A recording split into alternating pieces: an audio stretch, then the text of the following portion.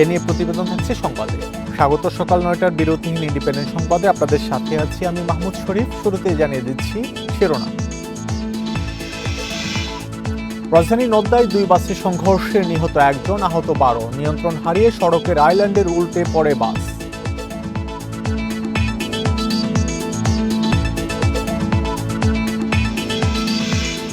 শেষ মুহূর্তে রাজধানীর পশুরহাটে ক্রেতাদের উপচে পড়া ভিড়। বৃষ্টির ভোগান্তি থাকলেও জমজমাট বেচাকেনা।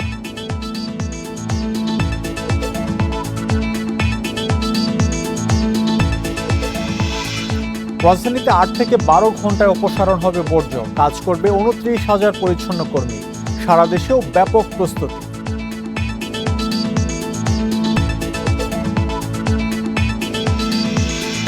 শুনছিলেন প্রধান শিরোনাম, সংবাদে এছাড়াও থাকছে। সারা দেশে ঈদের জামাতের জন্য প্রস্তুত মসজিদ ময়দান। ঝড় বৃষ্টির শঙ্কায় বাড়তি প্রস্তুতি, নিরাপত্তায় সতর্ক র্যাব পুলিশ।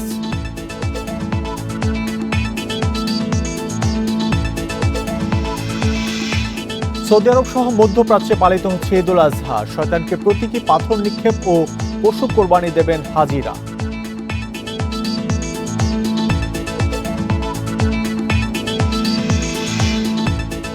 শুনছিলেন শিরোনাম, এবার বিস্তারিত। ঈদযাত্রায় শেষ মুহূর্তে রাজধানীর বাস, লঞ্চ ও ট্রেনে ঘরমুখী মানুষের ঢল। রাতেও ঢাকা ছেড়েছেন অনেকে। ভোর থেকে কমলাপুর রেল স্টেশনে অতিরিক্ত ভিড়ের কারণে হুড়োহুড়ি করে ট্রেনে উঠতে দেখা গেছে যাত্রীদের। এছাড়া স্ট্যান্ডিং টিকিটে অতিরিক্ত যাত্রীর চাপে ট্রেনের ভেতরে গাদাগাদি অবস্থা। বৃষ্টির কারণে গত 2 দিন ধরে সড়ক পথেও বেড়েছে ভোগান্তি। বাস টার্মিনালগুলোতে রয়েছে আইনশৃঙ্খলা বাহিনীর কড়া নজরদারি। এরপরও রয়েছে ভাড়া বাড়তি নেয়ার অভিযোগ। এদিকে নৌপথে যাত্রা নিরাপদ ও নির্বিঘ্ন করতে তদারকি চলছে নৌ কর্তৃপক্ষের।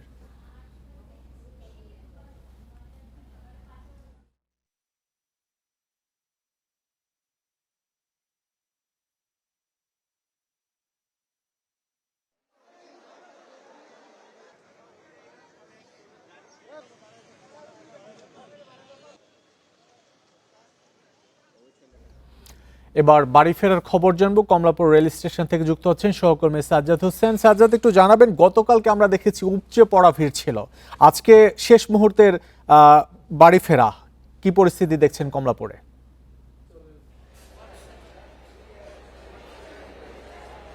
শরীফ, আমি সকাল থেকে কমলাপুর রেল স্টেশনে আছি এবং সকালে যাত্রীর চাপ কিছুটা বেশি থাকলেও এখন বেলা গড়ার সাথে সাথে যাত্রীর চাপ কিন্তু অনেকটাই কমে এসেছে, কিন্তু ভোগান্তি কিন্তু এখনো আছে।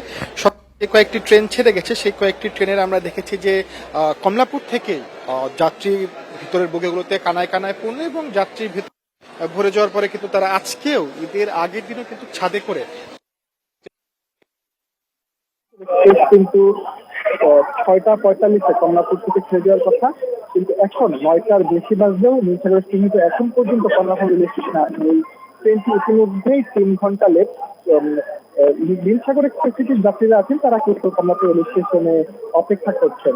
এছাড়াও কিছুক্ষণ আগে রাজধানীতে ভারী বৃষ্টিপাতের ফলে কিন্তু যারা অপেক্ষা করছেন প্ল্যাটফর্মে, তারা কিন্তু অনেকটাই ভোগান্তিতে হতে হয়। ঈদের আগের দিন যে যাত্রীরা তাদের নির্দিষ্ট গন্তব্যে যাচ্ছেন, এই ভোগান্তিকে তাদের ভোগান্তির মধ্যে দিয়ে কিন্তু তাদের যেতে হচ্ছে। আর পুলিশে জানিয়ে রাখি, বারবার কর্তৃপক্ষ, কমলাপুর রেল স্টেশনের কর্তৃপক্ষ এবং ট্রেনের ভিতরে যারা টিকিট চেক রাখেন, সবাই যাত্রীদের সতর্ক করছেন যে টিকিট ছাড়া কেউ উঠবেন না বা ট্রেনের ছাদে অবস্থান করবে না, তারপরে নিষেধাজ্ঞা অমান্য ট্রেনের ছাদে অবস্থান করবে না, তারপরে নিষেধাজ্ঞা অমান্য করেই কিন্তু তারা যে বাড়ি যাওয়ার যে বিষয়টি, সেটিকে মাথায় রেখে কিন্তু তারা নিষেধ। অনেক যাত্রী দেখেছি টিকিট ছাড়া উঠেছেন এবং অনেকেই যে ট্রেনের ছাদে ভ্রমণ করেছেন এবং বেশ কয়েকজনকে টিকিট চেকার যারা আছেন এখানে কর্তব্যরত দায়িত্ব পালন করছেন, তারা তাদের জিজ্ঞাসাবাদ করে যাদের টিকিট নেই সেখানে স্ট্যান্ডিং টিকিট তাদের দিয়েছেন। আমরা বেশ কয়েকজন যাত্রীর সাথে কথা বলেছি, কোনোভাবেই তারা বাড়ি যেতে চাচ্ছেন। আসলে পরিবারের সাথে যে ঈদের আনন্দ ভাগাভাগি করার যে বিষয়টি, সেই বিষয়টিকে নিশ্চিত কিন্তু তারা ঈদের আগের দিনও কমলাপুর থেকে তাদের নির্দিষ্ট আমরা যে ট্রেনটি দেখতে পাচ্ছি, সেই ট্রেনটি আসলে জামাল 10টা বাজে কমলাপুর থেকে ছেড়ে যাওয়ার কথা, কিন্তু বিষয়টি এখনো অনিশ্চিত যে 10টার মধ্যে যাবে কিনা, কারণ এর আগেও বিগত বেশ ট্রেন কিন্তু সময় থেকে কিছুটা দেরিতে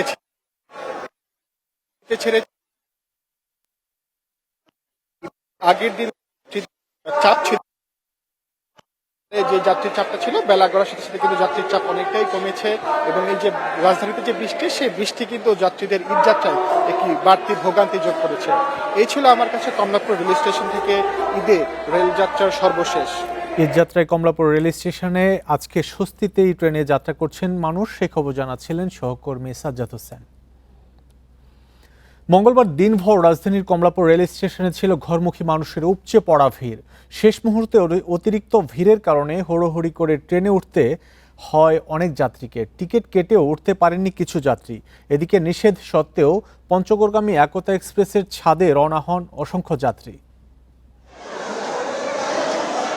কমলাপুর রেল স্টেশনে হুড়োহুড়ি করে জানলা দিয়ে এভাবে ট্রেনে উঠছেন ঘরমুখী অনেক যাত্রী। পরিবার পরিজন নিয়ে ঈদ উদযাপনে বাড়ির পানে ছুটছে নগরবাসী। বেলা বাড়ার সঙ্গে সঙ্গে বাড়তে থাকে যাত্রীদের চাপ। অতিরিক্ত ভিড়ের কারণে 10 দিন আগে টিকিট কেটেও ট্রেনে উঠতে না পারার কথা জানান কোনো যাত্রী। সার্ভার জটিলতার কারণে টিকিট সংগ্রহে ভোগান্তিরও রয়েছে অভিযোগ। এছাড়া স্ট্যান্ডিং টিকিটে অতিরিক্ত যাত্রীর চাপে ট্রেনের ভেতরে গাদাগাদি অবস্থা, জানান ঘরমুখী মানুষ। আমি যে টিকিট কাটছি আমি কি যাবো না, আমি বউলাটা কই যাবো? টিকিটে উঠতে মানুষ ঠেলাঠেলি করে হরা দেয়, কেমন করে উঠবো? টিকিট কাটছি 16 তারিখ। 8টার দিকে টিকিট ছাড়ে, 8টা 1-এর মধ্যে ঢুকে দেখা যায় যে টিকিট নেই, মানে সিলেক্টই করতে পারছি না। সিট কিন্তু ফাঁকা আছে, বগি ফাঁকা, সিট ফাঁকা, কিন্তু দেখা যায় যে আমি সিট পাচ্ছি না। উত্তরাঞ্চলগামী দুটি ট্রেন নির্ধারিত সময়ের পরে স্টেশন ছেড়ে যায়। ট্রেনের ছাদে ভ্রমণ না করার জন্য বারবার ঘোষণার পরও ছাদে উঠে রওনা হন অসংখ্য যাত্রী। আমরা তো টিকিট কাটছি, টিকিট কাটার পরেও এই যে যারা টিকিট করে নাই তারাই তো আসে পুরো বগি ফিল আপ করে ফেলছে।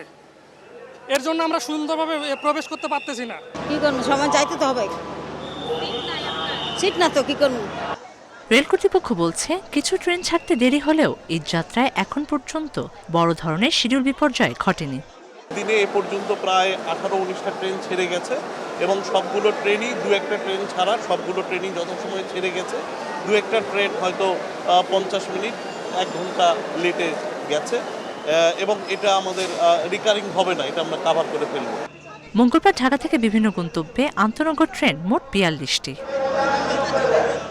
দীর্ঘ ভোগান্তি অতিরিক্ত যাত্রী চাপের মধ্যেও ঘরমুখী মানুষের কাছে সবচেয়ে বড় স্বস্তি প্রিয়জনের সঙ্গে ঈদের আনন্দ ভাগাভাগি করার সুযোগ। তাই সব ভোগান্তি পেরিয়ে ছুটছেন নগরবাসী। Mahima Hossain, Independent News, Dhaka. ঈদযাত্রায় সড়ক মহাসড়কে শেষ মুহূর্তে অতিরিক্ত যানবাহনের চাপ। অতিরিক্ত যানবাহন ও বৃষ্টির কারণে ঢাকা-টাঙ্গাইল মহাসড়কে যমুনা সেতু থেকে মির্জাপুরের পাকুল্লা পর্যন্ত 40 কিলোমিটার যানজট সৃষ্টি হয়েছে। এ কারণে সেতুর 2 লেনই উত্তরাঞ্চলমুখী করা হয়েছে। পাশাপাশি যানজট নিরসনে বিভিন্ন স্থানে কাজ করছে আইনশৃঙ্খলা বাহিনীর সদস্যরা। তবে ঢাকা মাওয়া এক্সপ্রেসওয়ে ও পদ্মা সেতু দিয়ে ভোগান্তি ছাড়াই গন্তব্যে পৌঁছাতে পারছেন দক্ষিণ ও দক্ষিণ পশ্চিমাঞ্চলের মানুষ। ঢাকা টাঙ্গাইল ও ঢাকা ময়মনসিংহ মহাসড়কে অনেকটা স্বাভাবিক গতিতে চলছে যানবাহন। এছাড়া ঢাকা টাঙ্গাইল মহাসড়কে চন্দ্রাকেন্দ্রিক যানবাহনের চাপ থাকলেও অন্য অংশ দিয়ে অনেকটা স্বাভাবিক গতিতে চলছে গাড়ি। এছাড়া সকাল থেকে বৃষ্টির কারণে দুর্ভোগ বেড়েছে ঘরমুখী মানুষের।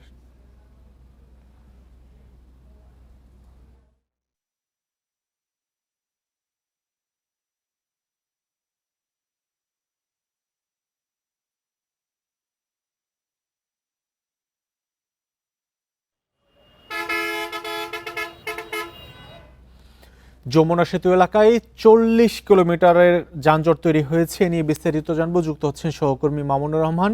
মামুন, এখন কি পরিস্থিতি দেখছেন? বৃষ্টি হচ্ছে কিনা, আর যানজট নিরসনে কি কি উদ্যোগ নেওয়া হয়েছে? বৃষ্টি হচ্ছে, তবে কিছুক্ষণ আগে যে মুষলধারে বৃষ্টি হতো সেই বৃষ্টি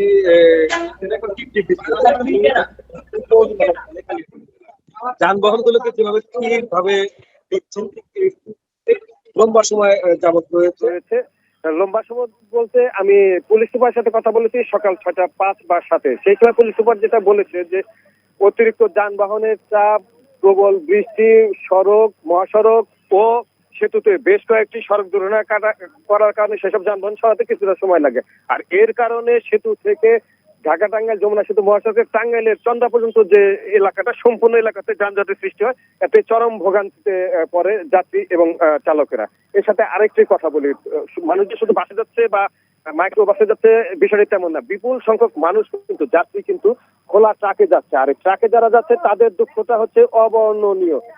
পাশে যে 3টি ট্রাক পাশাপাশি দেখা যাচ্ছে, 3টি ট্রাকে বিপুল সংখ্যক যাত্রী রয়েছে, তারা কিন্তু এই খামিয়ানা টানিয়ে যাচ্ছে, যে কারণে তাদের চরম দুর্ভোগ পোহাতে হচ্ছে। এবং এইসব ট্রাকগুলোতে, খোলা ট্রাকগুলোতে কিন্তু আমরা পুরুষ সদস্যের পাশাপাশি অনেক নারী যাত্রীদেরকেও দেখেছি যারা এই দুর্ভোগের মাঝে এরকম কষ্ট স্বীকার করে যাচ্ছে। এখন বলছি যে যানজট নিরসনে কি করা, প্রশাসনের পক্ষ থেকে কি করা হচ্ছে। পুলিশ সুপার যেটা বলছে যে এই যানজট নিরসনে বা যান চলাচল স্বাভাবিক রাখতে ভোর 5টা থেকে যমুনা সেতুকে শুধু উত্তরবঙ্গমুখী করা হয়েছে। এর ফলে সেতুর 2 পাশ দিয়ে শুধু উত্তরবঙ্গের যানবাহন যাচ্ছে, তারপরেও তার প্রভাব কিন্তু আমরা মহাসড়কে খুব একটা দেখছি না। এখন যে জায়গায় দাঁড়িয়ে আছে, এখান থেকে সেতুর দূরত্ব প্রায় 17 কিলোমিটার, এবং আমার পিছনে আরো অন্তত 28 থেকে 30 কিলোমিটার রয়েছে এভাবে যানজট রয়েছে। তো এটা তো টাঙ্গাইলের অংশ। আমরা কথা বলেছিলাম যাত্রী এবং চালকদের, তারা যেটা বলছে যে গত মাঝরাত থেকে যারা এই মহাসড়কে এসেছে, মহাখালী গাবতলী থেকে যারা বাস ছেড়ে এসেছে, তারা এখনো কিন্তু মহাসড়কের টাঙ্গাইল অংশে রয়েছে। অর্থাৎ শুধুমাত্র টাঙ্গাইলের এই অংশেই না, ঢাকা থেকে ছেড়ে আসার সময় তারা চরম দুর্ভোগে পড়ছে, সেখানেও তাদের ঘন্টার পর ঘন্টা যানজটে থাকতে হচ্ছে। এই হচ্ছে আমার কাছে ঢাকা টাঙ্গাইল যমুনা সেতু মহাসড়কের যানজটের সর্বশেষ। যমুনা সেতু এলাকায় 40 কিলোমিটারের মতো যানজটের তৈরি হয়েছে, সেই খবর জানাচ্ছিলেন সহকর্মী মামুনুর রহমান। ঈদযাত্রার আরও খবর জানবো, গাজীপুর এলাকা থেকে যুক্ত হচ্ছেন সহকর্মী আবুল হাসান। আবুল হাসান, ঢাকা টাঙ্গাইল মহাসড়কের চিত্র কি? আমরা কিছুক্ষণ আগে জানলাম ঢাকা টাঙ্গাইল মহাসড়ক যে, সেই মহাসড়কে যানজট, ঢাকা ময়মনসিংহ মহাসড়কের চিত্র জানাবেন আপনি। দেখুন, রাতভর ঢাকা ময়মনসিংহ মহাসড়কে কিন্তু থেমে থেমে যানজট ছিল এবং মানুষের ঢল আমরা দেখেছি। কিন্তু আজকে সকালে আমরা যে চিত্রটি দেখতে পাচ্ছি যে শুধুমাত্র চান্দনা চৌরাস্তা কেন্দ্রিক যানবাহনের যাত্রা রয়েছে এবং মানুষের উপস্থিতিও কিন্তু এখন রয়েছে। এবং আপনাকে বলে রাখি যে সকাল থেকে গুড়ি গুড়ি বৃষ্টি হচ্ছে, সেই বৃষ্টিকে উপেক্ষা করে কিন্তু মানুষ এখন শেষ মুহূর্তে বাড়ি ফিরছেন এবং যেভাবে পারছেন তারা চেষ্টা করছেন বাড়ি ফেরার জন্য। তবে গাড়ির যে চাপ সেটি কিন্তু গতকালের তুলনায় অনেকটাই কমে এসেছে।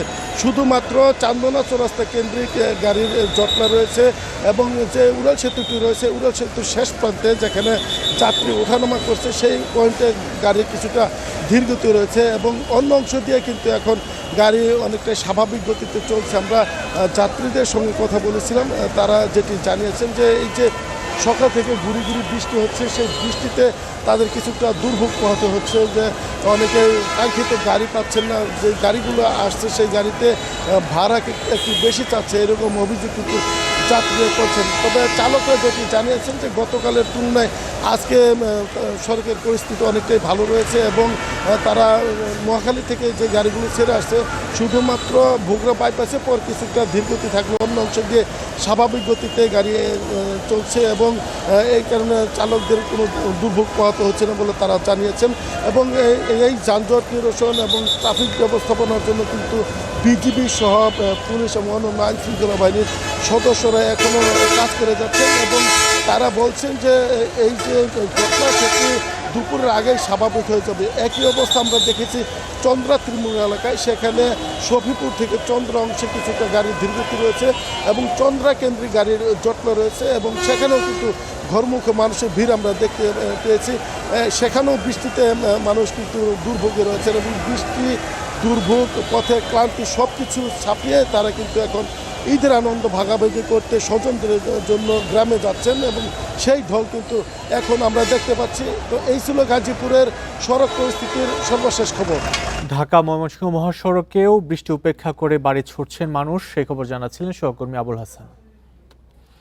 বৃষ্টি কাদা পানি উপেক্ষা করে শেষ মুহূর্তে জমজমাট রাজধানীর পশুর হাটগুলো। মঙ্গলবার দিনভর প্রতিটি হাটে ক্রেতাদের ছিল উপচে পড়া ভিড়। কয়েকদিনের তুলনায় বিক্রিও বেড়েছে কয়েক গুণ। দাম নিয়ে মিশ্র প্রতিক্রিয়া ক্রেতা ও ব্যবসায়ীদের। ঈদের আগে শেষ সময়ে পছন্দের পশু কিনতে সবার তোড়জোড়। দাম নিয়েও হাটে ব্যাপক উত্তাপ। ক্রেতাদের মুখে স্বস্তির হাসি থাকলেও বিক্রেতারা সবাই খুশি নন। রাজধানীতে বৃষ্টি বাগড়া দিলেও হাটে ক্রেতার ভিড় আছেই। কাদাপানি কিছুই বাধা হতে পারেনি। গরু কিনতে গেলে টাকা একটু বেশি লাগছে, আবার এইখানে আসায় ওই টাকাটা পাওয়া যায় না, কম দামে বেচে নেয়। আলহামদুলিল্লাহ অনেকটা ভালো দামে বেচছে। এখন বড় গরুগুলো রয়ে গেছে, তো দেখতেছি ইনশাল্লাহ কালকে কি হয়, মনে করতেছি কালকে ইনশাল্লাহ ভালো হইতে পারে। গতবার থেকে একটু দুর্বল, কম বাজার কমতি। এবার রাজধানীর হাটগুলোতে বড় গরুর পাশাপাশি রয়েছে উট, দুম্বা ও ছাগল। মাঝারি গরুর চাহিদা বেশি থাকলেও বড় গরুর বিক্রিও কম নয়। হাট মালিকরা বলছেন শেষ সময়ে বেড়েছে ক্রেতা, বিক্রিও হচ্ছে বেশ। এখানে নিরাপত্তা ব্যবস্থা এতটাই প্রখর যে ক্রেতা এবং বিক্রেতা যারা আছে, ব্যাপারী যারা আছেন, তারা স্বাচ্ছন্দ্যে দুই পক্ষই এমনভাবে বিক্রি করছেন যে মাঝখানে কোনো দালাল নাই। বিক্রেতারা খুব মনোবল এবং খুশি হয়েই তারা গরু বেচাকেনা করতেছে। বড় বড় গরু বেচাকেনা হয়েছে, আরও একদিন সময় আছে, তাদের যে হতাশাটা ইনশাল্লাহ কাইটা উঠবে। প্রতিটি হাটেই রাতভর চলে বেচাকেনা। পর্যাপ্ত নিরাপত্তা রয়েছে বলেও দাবি ব্যবসায়ীদের। রাহিনুল ইসলাম রিঙ্কু, ইন্ডিপেন্ডেন্ট নিউজ, ঢাকা। শেষ মুহূর্তে দেশ জুড়ে কোরবানির হাটগুলোতে জমে উঠেছে বেচাকেনা। ক্রেতা বিক্রেতার সরব উপস্থিতিতে হাটে উৎসব মুখর পরিবেশ। চলছে পশু নিয়ে দর কষাকষি। এবারের ঈদে কোরবানির পশু সরবরাহ পর্যাপ্ত থাকায় খুশি ক্রেতারা। তবে আশানুরূপ দাম না পাওয়ায় হতাশা জানিয়েছেন অনেক বিক্রেতা। ছোট মাঝারি গরুর চাহিদা বেশি থাকায় বড় গরু নিয়ে কিছুটা বিপাকে তারা। রাজশাহী নগরী ও উপজেলার বিভিন্ন পশুর হাটে সকাল থেকে গভীর রাত পর্যন্ত চলছে বেচাকেনা। জেলায় এবার 22টি স্থায়ী ও 13টি অস্থায়ী হাট বসেছে। দাম নিয়ে মিশ্র প্রতিক্রিয়া ক্রেতা বিক্রেতাদের। এগুলো দাম আপনার 2 লাখ 2.5 লাখ করে আছে, দাম কম বলছে। গতকাল একজনা কিনেছে, ওটা 100 কেজির মতো হবে, মাত্র 71,000, কিন্তু ওই অনুযায়ী আজকে দামটা অনেক বেশি চাচ্ছে। দেশি ছাড়াও ফ্রিজিয়ান, জার্সি, শাহিওয়াল ও সিন্ধি সহ নানা জাতের গরু উঠেছে জামালপুরের বিভিন্ন হাটে। তবে ভালো দাম পাওয়া নিয়ে দুশ্চিন্তায় বিক্রেতারা। যশোরে 20টি পশুর হাটে পর্যাপ্ত সরবরাহ থাকলেও আশানুরূপ দাম মিলছে না, অভিযোগ বিক্রেতাদের। আর ক্রেতারা বলছেন দাম কিছুটা বেশি হলেও সরবরাহ ভালো হওয়ায় দেখে শুনে কিনতে পারছেন তারা। যে গরু মনে হয় 1.5 লাখ, ওটা 10,000 20,000 টাকা দাম করতেছে। ওইভাবে আসলে হচ্ছে না, পছন্দ হচ্ছে, দেখছে না, দেখছে তা পছন্দ হচ্ছে না। দিনাজপুরের হিলি, কাটলা, বিরামপুর, রানীগঞ্জ সহ বিভিন্ন হাটে মাঝারি আকারে গরু উঠেছে বেশি। পুরোদমে চলছে বেচাকেনা। হাটের আইনশৃঙ্খলা নিয়ন্ত্রণে সতর্ক অবস্থানে পুলিশ। খুবই ভালো লাগছে, অলরেডি আমি কিনে ফেলেছি। আসার 30 মিনিটের মধ্যেই আলহামদুলিল্লাহ আমার গরু হয়ে গেছে। পোশাকের পাশাপাশি সিভিল টিমও বিভিন্ন জায়গায় মোতায়েন আছে। আর আরও যদি জাল টাকার বিষয় আমাদের মেশিন দ্বারা পরীক্ষা করতে পারবে। শেরপুরের হাটে মাঝারি ও ছোট গরুই বিক্রি হচ্ছে বেশি। বড় গরু চাহিদা কম থাকায় হতাশ অনেক খামারি। 2.5 লক্ষ টাকা খরচ গেছে, এই গরু দাম কত জানেন? 1,50,000, যারা গরু নিয়ে আসছে তারা দাম ছাড়তেছে না, এখন একটু দামটা বেশি, কেনা হয়নি। চাঁদপুরের হাটগুলোতে দেশীয় গরু, মহিষ ও ছাগলের পর্যাপ্ত সরবরাহ রয়েছে। এলাকার স্কুল মাঠ ও সড়কের পাশেও পশু নিয়ে বসেছেন অনেক বিক্রেতা। রেশমি নন্দী, ইন্ডিপেন্ডেন্ট নিউজ। ঢাকা উত্তর সিটি 12 ঘন্টা আর দক্ষিণ সিটি 8 ঘন্টার মধ্যে প্রথম দিনের কোরবানির বর্জ্য অপসারণ করতে চায়। 3 দিনে 65,000 টন বর্জ্য অপসারণের লক্ষ্যে 2 সিটি। পরিচ্ছন্নতার এই কর্মযজ্ঞে অংশ নেবে 29,000 কর্মী। ঈদের দিন দুপুর 2টা থেকে শুরু হবে 2 সিটির কার্যক্রম। সুষ্ঠু বর্জ্য ব্যবস্থাপনার জন্য সব কর্মকর্তা কর্মচারীর ছুটি বাতিল করা হয়েছে। ঢাকার 2 সিটি কর্পোরেশনে এবছর 7.5 লাখ পশু কোরবানি হতে পারে, যা থেকে বর্জ্য হতে পারে 65,000 টন। দ্রুত সব বর্জ্য সরিয়ে নগর পরিষ্কার রাখা বড় চ্যালেঞ্জ 2 সিটি কর্তৃপক্ষের। নির্ধারিত সময়ের মধ্যে বর্জ্য সরাতে বাতিল করা হয়েছে পরিচ্ছন্নতা কর্মীদের ছুটি। ঢাকা উত্তর সিটি 16.5 লাখ পলিব্যাগ এবং ঢাকা দক্ষিণ 1,40,000 বায়োডিগ্রেডেবল ব্যাগ দিয়েছে নগরবাসীকে। পশু কোরবানির জন্য এবছর নির্দিষ্ট কোনো জায়গা নির্ধারণ করেনি ডিএনসিসি। তবে ঢাকা দক্ষিণের 75টি ওয়ার্ডে 4 শতাধিক স্থান প্রস্তুত রাখা হয়েছে। আমাদের প্রায় 400-এর অধিক স্পট আমরা নির্ধারণ করেছি। আমরা মুসল্লি এবং ইমামদের সাথে মাধ্যমে কিন্তু আমরা অবগত করেছি যে এই ওয়ার্ডে এতগুলি 5 থেকে 6টা নির্দিষ্ট স্থান রয়েছে কোরবানির জন্য, আপনারা ওই জায়গায় কোরবানি করুন। এটা করলে একটা যেটা অ্যাডভান্টেজ হলো আমাদের কোরবানিগুলি একত্রিত করা যায়, হাইজিনিক ওয়েতে করা যায়। আর সেকেন্ড হলো বর্জ্য ব্যবস্থাপনাটাকে ইফেক্টিভলি সুন্দরভাবে করা যায়। 3 দিনে বর্জ্য সংগ্রহে মাঠে থাকবে 29,000 কর্মী। প্রধানমন্ত্রীর বেঁধে দেওয়া সময়ের আগেই পরিচ্ছন্ন কার্যক্রম শেষ করার লক্ষ্য 2 সিটি প্রশাসকের। সরকার ঘোষিত যে বর্জ্য ব্যবস্থাপনা 12 ঘন্টার মধ্যে পরিষ্কার করার যে একটা ঘোষণা দিয়েছে, সেই নীতিকে সামনে রেখেই আমরা তার আগেই ইনশাল্লাহ ঢাকা উত্তর সিটি কর্পোরেশনকে আমরা ক্লিন করে ফেলবো ইনশাআল্লাহ। প্রধানমন্ত্রী আমাদের 12 ঘন্টার মধ্যে পরিষ্কার করতে বলেছে। আমরা 8 ঘন্টা রেখেছি, 4 ঘন্টা হাতে রেখেছি। আমরা ইনশাল্লাহ 12 ঘন্টা লাগবে না, আমরা বিশ্বাস করি এর আগেই আমরা সম্পাদন করতে পারব। 2 সিটিতে বর্জ্য অপসারণ কার্যক্রম তদারকি করবে কেন্দ্রীয় মনিটরিং টিম। প্রথমে বর্জ্য স্থানান্তর হবে STS-এ, পরে ডাম্পিংয়ের জন্য নেওয়া হবে আমিনবাজার এবং মাতোয়াইল ল্যান্ডফিলে। Adilur Rahman, Independent News, Dhaka. ঈদুল আজহায় কোরবানির বর্জ্য দ্রুত অপসারণে ব্যাপক প্রস্তুতি নিয়েছে বিভিন্ন সিটি কর্পোরেশন। পরিচ্ছন্ন নগরী নিশ্চিতে চট্টগ্রাম, রাজশাহী, খুলনা, সিলেট ও বরিশাল সিটি কর্তৃপক্ষ 6 থেকে 10 ঘন্টার মধ্যে বর্জ্য অপসারণের ঘোষণা দিয়েছে। এ লক্ষ্যে প্রস্তুত রাখা হয়েছে অতিরিক্ত পরিচ্ছন্ন কর্মী, ময়লাবাহী গাড়ি, ব্লিচিং পাউডার ও পরিবেশ বান্ধব ব্যাগ। পবিত্র ঈদুল আজহায় পশু কোরবানির বর্জ্য জমে ভোগান্তি দেখা দেয়। প্রতি বছরের মতো এবারও বর্জ্য অপসারণে প্রস্তুতি নিয়েছে বিভিন্ন সিটি কর্পোরেশন। মাত্র 6 ঘন্টার মধ্যে কোরবানির বর্জ্য অপসারণের লক্ষ্য চট্টগ্রাম সিটি কর্তৃপক্ষের। 41টি ওয়ার্ডে প্রায় 3200 পরিচ্ছন্ন কর্মী দায়িত্ব পালন করবেন। ব্যবহার হবে 320টি ময়লাবাহী গাড়ি। পর্যায়ক্রমে প্রতিটা ওয়ার্ড আমি নিজেই যাব, আমি সেটা নিজেই দেখভাল করব। আমার সাথে আমার প্রধান পরিচ্ছন্ন কর্মকর্তা থাকবেন, আমাদের সচিব থাকবেন। সো আমরা এই জিনিসটা দেখভাল করব যাতে উইদিন শর্ট টাইম আমরা সেটাকে ক্লিন আপ করতে পারি। রাজশাহী সিটি কর্তৃপক্ষের লক্ষ্য 6 থেকে 8 ঘন্টার মধ্যে বর্জ্য অপসারণ। এ লক্ষ্যে ওয়ার্ড সচিব, সুপারভাইজার, পরিচ্ছন্ন কর্মকর্তা ও পরিদর্শকদের নির্দেশ দেওয়া হয়েছে। আমরা 6 থেকে 8 ঘন্টার মধ্যেই রাজশাহী শহরকে আমরা ক্লিন করে একটি পূর্বের নাই যেন কুরবানি দেওয়ার পরে যেই বর্জ্য এবং যে দুর্গন্ধ থাকে সেটি যেন না থাকে সেই চেষ্টা করছি। খুলনা সিটিতে পশু কুরবানির জন্য 140টি স্থান নির্ধারণ করা হয়েছে। প্রস্তুত রয়েছে 10,000 ব্যাগ। নিয়োগ দেওয়া হয়েছে অতিরিক্ত পরিচ্ছন্ন কর্মী। নগরবাসীর প্রতি আহ্বান জানিয়েছি, সিটি কর্পোরেশনের দেওয়া নির্দিষ্ট স্থানে যেন তারা পশু কোরবানি করেন। 10,000 ব্যাগ তৈরি করেছি যাতে করে বর্জ্য সবাই ব্যাগে করে নির্দিষ্ট স্থানে রাখেন। 8 ঘন্টার মধ্যে বর্জ্য সরাতে ব্লিচিং পাউডার, সুরক্ষা সামগ্রী ও প্রয়োজনীয় যন্ত্রপাতি মজুত করেছে সিলেট সিটি কর্তৃপক্ষ। বরিশালে কোরবানির জন্য নির্ধারণ করা হয়েছে 220টি স্পট। প্রস্তুত রয়েছে 700 কর্মী, পানিবাহী গাড়ি, বর্জ্য ট্রলি ও van. Imran Hasan, Independent News. বৈশ্বিক মুদ্রাস্ফীতির প্রভাব পড়েছে দেশের কোরবানির হাটে। পশুর দাম বাড়ায় অনেক ক্রেতা এবার কোরবানি দিতে পারবেন কি না সেই শঙ্কার কথা জানিয়েছে আন্তর্জাতিক গণমাধ্যমগুলো।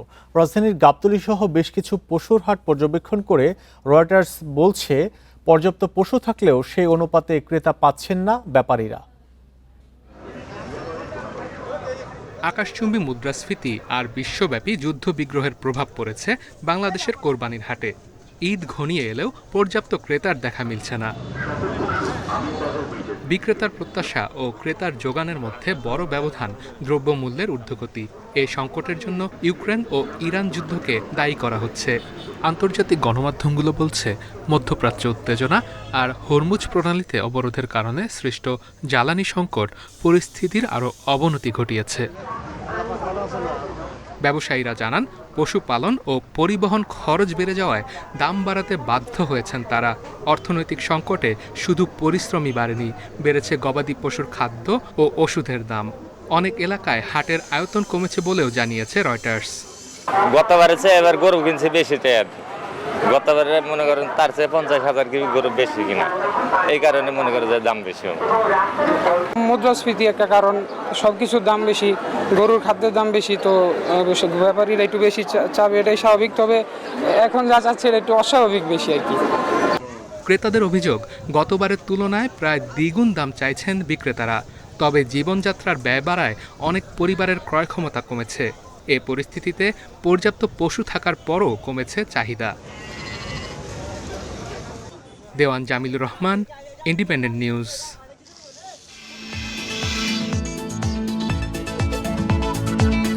ঈদের ছুটিতে ভ্রমণ পিপাসুদের ঢল নামতে যাচ্ছে পর্যটন কেন্দ্রগুলোতে। সিলেট, খাগড়াছড়ি ও নেত্রকোনা সহ বিভিন্ন স্থানে চলছে শেষ মুহূর্তের প্রস্তুতি। হোটেল মোটেল বুকিং প্রায় শেষ।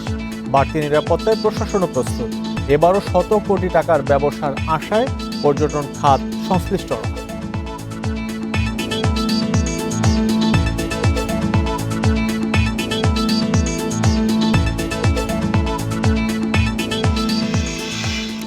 এ নিয়ে প্রতিবেদন থাকছে সংবাদের পরের অংশে।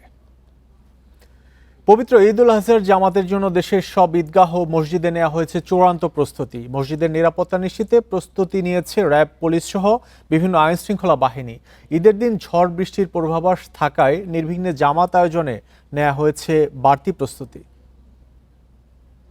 চট্টগ্রামে ঈদের প্রধান জামাত হবে জমিয়াতুল ফালাহ জাতীয় মসজিদে সকাল 7টায়। বৃষ্টির সংখ্যা থাকায় পুরো ঈদগাহ ঢেকে দেওয়া হয়েছে ত্রিপল দিয়ে। মুসল্লিদের জন্য রাখা হয়েছে ফ্যান ও পর্যাপ্ত পানির ব্যবস্থা। আমরা মনে করছি 20 থেকে 25,000 মুসল্লি এখানে নামাজ পড়তে পারবে এবং আমাদের ইনকেস যদি সিভিয়ার প্রবলেম হয় বৃষ্টির কারণে, সেক্ষেত্রে জমিয়াতুল ফালাহ মসজিদ আমাদের জন্য রেডি আছে।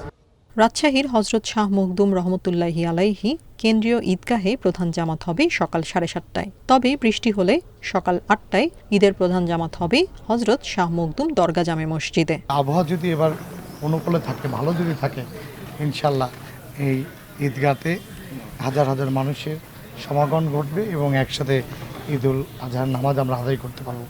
বরিশালের 350টি মসজিদে হবে ঈদ জামাত। তবে এর মধ্যে প্রধান জামাত হবে সকাল 8টায় হিমায়তুদ্দিন কেন্দ্রীয় ঈদগাহ মাঠে।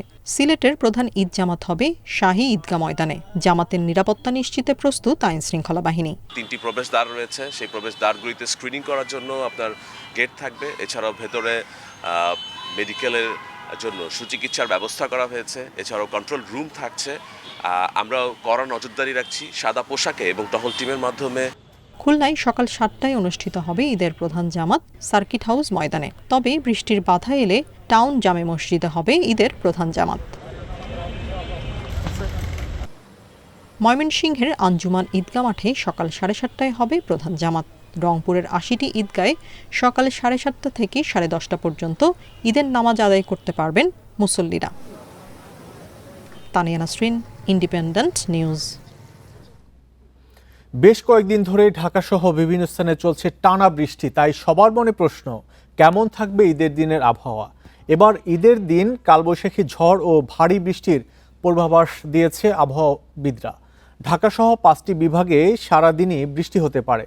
এছাড়া সারা দেশেই থেমে থেমে বজ্রসহ ঝড় বৃষ্টির আভাস দিয়েছে আবহাওয়া অধিদপ্তর।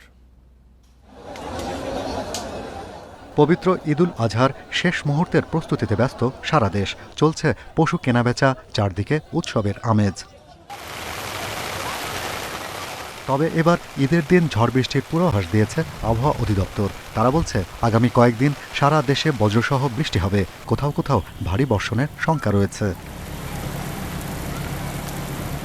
বুধবার রাত থেকে ঈদের দিন সকালের মধ্যে উত্তরাঞ্চল ও উত্তর পূর্বাঞ্চলে বৃষ্টির সম্ভাবনা সবচেয়ে বেশি। বিশেষ করে ময়মনসিংহ, সিলেট, ঢাকা, খুলনা, বরিশাল বিভাগের বিভিন্ন স্থানে ঈদের আগের রাত থেকেই সকাল পর্যন্ত দফায় দফায় বজ্রবৃষ্টি হতে পারে।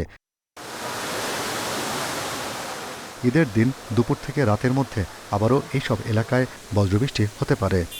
ঈদুল আজহা যেহেতু 28শে মেতে, তো 28শে মে তারিখে বৃষ্টিপাতের সম্ভাবনা বেশিরভাগ জায়গায় দেশের। প্রি মনসুনের যে নেচার, সেখানে বৃষ্টিপাতটা কোনো একটা সময় শুরু হয়, সেটা হয়তো 1 ঘন্টা বা 2 ঘন্টার মধ্যে শেষ হয়ে যায়। এরকম ধরনের বৃষ্টির সম্ভাবনা রয়েছে, টানা বৃষ্টির সম্ভাবনা কম। আবহাওয়া অধিদপ্তর বলছে মৌসুমি বায়ু এখনও মধ্য বঙ্গোপসাগরে অবস্থান করছে, যা জুনের শুরুতে বাংলাদেশের সীমানায় চলে আসতে পারে। এই সময়ে সাগরে একটি নিম্নচাপ দেখা দিতে পারে। দক্ষিণ পশ্চিম মৌসুমি বায়ু, সেটা হয়তো জুনের প্রথম দিকে আমাদের সেটা হওয়ার সম্ভাবনা থাকে। তবে জুনের প্রথম দিকে একটা নিম্নচাপের সম্ভাবনা রয়েছে। সেক্ষেত্রে হয়তো যদি নিম্নচাপটা একটু জুনের 2-4 দিন পরে হয়, তাহলে হয়তো তার আগে সেট হইতে পারে। আর যদি জুনের শুরুতেই হয়, তখন হয়তো সেট হইতে আরও সময় লাগতে পারে। কালবৈশাখীর মৌসুম শেষে বর্ষা শুরুর আগে আবহাওয়া বেশ বৈরী থাকে। ভয়াল ঘূর্ণিঝড় আয়লা ও রেমাল এই সময় আঘাত হেনেছিল। তবে এবছর এমন ঘূর্ণিঝড়ের শঙ্কা নেই। Shahriar Anirban, independent News, Dhaka. নির্বাচনে নিরঙ্কুশ জয়ের পর প্রথম 100 দিন পার করল বিএনপি সরকার। অর্থনীতি পুনর্গঠনের চ্যালেঞ্জ মোকাবেলায় কঠিন সময় পার করছে তারা। স্বল্প আয়ের মানুষকে স্বস্তি দিতে ফ্যামিলি কার্ড, কৃষক কার্ডের মতো স্কিম ব্যাপক সাড়া ফেলেছে। তবে উচ্চ মূল্যস্ফীতি মানুষকে স্বস্তি দিতে পারছে না। বিশ্লেষকরা বলছেন, বৈশ্বিক চ্যালেঞ্জ মোকাবেলার সাথে সরকারের ব্যয় ব্যবস্থাপনায় গুরুত্ব দিতে হবে। দেড় দশকের শাসন ব্যবস্থার জঞ্জাল সরিয়ে জনকল্যাণমুখী দেশ গড়া ও নির্বাচনী ইশতেহার বাস্তবায়নের লক্ষ্য ছিল প্রধানমন্ত্রী তারেক রহমানের নেতৃত্বাধীন বিএনপি সরকারের 100 দিনে। প্রতিশ্রুতি অনুযায়ী সরকারের প্রথম 100 দিনে চমক হিসেবে স্বল্প আয়ের মানুষের জন্য ফ্যামিলি কার্ড ও কৃষক কার্ড কর্মসূচি ব্যাপক সাড়া ফেলেছে। প্রায় 12 লাখ কৃষকের 10,000 টাকা পর্যন্ত ঋণ মওকুফ স্বস্তি দিয়েছে। দায়িত্ব নেয়ার পর সরকারকে বাড়তি চাপে ফেলে ইরান, যুক্তরাষ্ট্র ও ইসরায়েল যুদ্ধ। জ্বালানি সরবরাহ বন্ধের কারণে তৈরি হয় সংকট। বিদেশি বিনিয়োগকারী হোক, অভ্যন্তরীণ বিনিয়োগকারী হোক, তাদের যদি কনফিডেন্স আমরা না আনতে পারি, ডিপোজিটর, ব্যাংকে আমি টাকা রাখতেছি, আমার ডিপোজিটরদের কনফিডেন্স যদি না আনতে পারি, এই জায়গাগুলোই হচ্ছে সরকারের চ্যালেঞ্জ। কোনোভাবেই ব্যাংক বরোয়িং অথবা এক্সটার্নাল বরোয়িং করে যাতে এই ধরনের কর্মসূচি বাস্তবায়ন না হয়। সরকারের প্রতি প্রবাসীদের আস্থার প্রতিফলন দেখা গেছে রেমিট্যান্সে। মে মাসে প্রথম 19 দিনে এসেছে $248 কোটি 30 লাখ। তবে বড় অস্বস্তি দিচ্ছে মূল্যস্ফীতি। মার্চে 8.71% থাকলেও এপ্রিলে তা বেড়ে দাঁড়িয়েছে 9.04%। ফলে মধ্যবিত্ত ও স্বল্প আয়ের মানুষের উপর চাপ বেড়েছে। এদিকে 2025-26 অর্থবছরের প্রথম 10 মাসে লক্ষ্যমাত্রার চেয়ে প্রায় 1,04,000 কোটি টাকার ঘাটতি রাজস্ব আদায়ে। 9 মাসে এডিপি বাস্তবায়নের হার মাত্র 36%। এর মধ্যেও সরকার 3 লাখ কোটি টাকার বার্ষিক উন্নয়ন কর্মসূচি অনুমোদন করেছে। রাজস্ব খাত থেকে শুরু করে ব্যাংক ব্যবস্থা থেকে শুরু করে পুঁজিবাজার পর্যন্ত বিস্তৃত এটা। তো আপনার একটা বড় চ্যালেঞ্জ তো আছে ব্যয় ব্যবস্থাপনাও। আমরা যে ব্যয়টা করছি সেই ব্যয়টাও সরকারের পর্যায় থেকে এটা ভ্যালু ফর মানি হচ্ছে কিনা, জনগণের কাছে পৌঁছাচ্ছে কিনা, দুর্নীতিটা কমলো কিনা, এই বিষয়গুলো গুরুত্বপূর্ণ হবে। দেশে অর্থনৈতিক স্থিতিশীলতা এলেও দ্রব্যমূল্য নিয়ন্ত্রণই এখন সরকারের সামনে বড় চ্যালেঞ্জ। তৌহিদ রানা, ইন্ডিপেন্ডেন্ট নিউজ, ঢাকা। অন্তর্বর্তী সরকারের কিচেন ক্যাবিনেটে ছিলেন না সাবেক উপদেষ্টা আসিফ মাহমুদ সজীব ভূঁইয়া। মঙ্গলবার সন্ধ্যায় রাজধানীর বাংলা মোটর এনসিপি কার্যালয়ের সংবাদ সম্মেলনে এ দাবি করেন তিনি। আসিফ দাবি করেন, যুক্তরাষ্ট্রের সঙ্গে বাণিজ্য চুক্তি করার সময় এনসিপির সাথে আলোচনা করেনি অন্তর্বর্তী সরকার। বলেন, নির্বাচনের 3 দিন আগে তড়িঘড়ি করে চুক্তিটি করেন বিএনপির বর্তমান পররাষ্ট্রমন্ত্রী। আসিফ অভিযোগ করেন, ঈদ ঘিরে সড়কে চাঁদাবাজি বেড়েছে, ঈদযাত্রা নির্বিঘ্ন করতে ব্যর্থ সরকার। এ সময় নাসির উদ্দিন পাটোয়ারি মন্তব্য করেন, ক্ষমতার ওপর কোনো নিয়ন্ত্রণ নেই বিএনপি সরকারের। তিনি অভিযোগ করেন, ঝিনাইদহে ছাত্রদল, যুবদল ও বিএনপির সাথে একত্রিত হয়ে হামলা করেছে পুলিশও।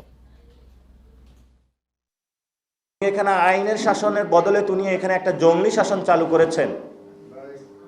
স্বরাষ্ট্রমন্ত্রী নাগরিকদের নিরাপত্তা না দিয়ে রক্ষী বাহিনী মানুষের উপরে হলে লেলিয়ে দিয়েছেন। এমন দেশ আমরা বাংলাদেশ দেখতে চাই না। ঈদকে কেন্দ্র করে আমরা দেখছি যে রাস্তাঘাটে চাঁদাবাজির পরিমাণ অনেক বেড়ে গেছে। বিশেষ করে যেই কোরবানির পশু পরিবহন যে ব্যবস্থা, সেটার উপরে ভয়ানকভাবে চাঁদাবাজি হচ্ছে। এই ছিল বিরতিহীন সংবাদ। ইন্ডিপেন্ডেন্ট টেলিভিশনের সব খবর বিস্তারিত জানতে চোখ রাখুন ইউটিউব, ফেসবুক এবং এক্সে। এতক্ষণ সাথে থাকার জন্য ধন্যবাদ সবাই।